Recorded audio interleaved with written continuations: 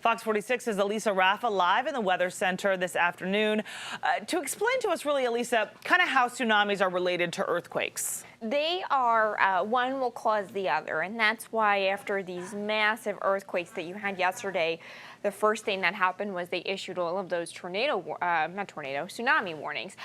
So here are the earthquake reports. There were massive earthquakes yesterday, 7, 8-point magnitude, and you can see just right off the coast of New Zealand in the middle of the ocean there. And when you're talking about earthquakes of that magnitude, that's severe, right? We've been talking about earthquakes a lot recently with Sparta's earthquakes, and Sparta has been on this end of the Richter scale with those 2-point magnitudes that sometimes are not even felt. Now, what New Zealand had yesterday was much more massive, 7, 8-point magnitude. Those are major and very great earthquakes that can cause lots of damage. So that's what you're talking about there. Now, how does that create a tsunami? Well, when you have an earthquake, you're looking at the plates of the earth, because the earth is not just one big crust. It's a bunch of different plates. Think of it as multiple crackers, right?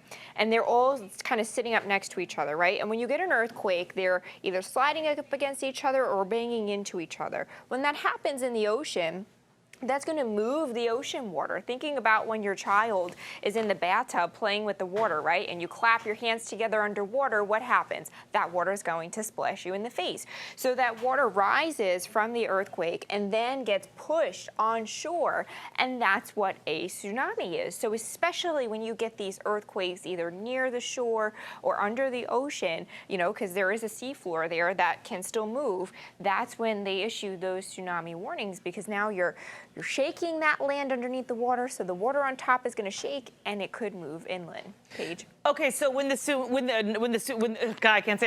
earthquake, excuse me, happened in New Zealand yesterday, the tsunami warnings went to Hawaii. Can you explain why that is? Because there's no land mass in between those two spots, right? And it has to do with them kind of sharing a tectonic plate? Exactly. They're in that same area, right? So these are the earthquake reports across the globe, right? Over 100 years. See all of this red line? Notice it's like all in the same spot, right? This is one massive tectonic plate in the Pacific that kind of, again, bangs itself up against other tectonic plates along the continents there.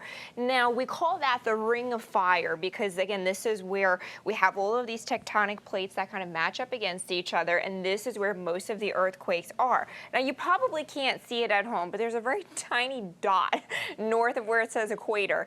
That is Hawaii. So Hawaii is in the middle of this Ring of Fire where you get all of these earthquakes and these tectonic plates just hitting up against each other. So the ocean could come at Hawaii from either direction. They've gotten tsunamis from earthquakes up in Alaska. They've gotten tsunamis from earthquakes down in New Zealand because that ocean can just get tossed to them because they're in the middle of this Ring of Fire. One more thing I want to point out, notice along this Ring of Fire is where you have all your biggest mountain ranges. The Rockies, the Andes in South America, the Himalayas over here, and that's because when these plates hit up against each other millions and millions of years, that's how you get mountains to form. Paige? You keep it basic and super visual. Elisa, love the explanations. My eyes are crossing from trying to see Hawaii in that picture. I know. Yes, but I do see it. Thank you so much. You're welcome. All right, folks.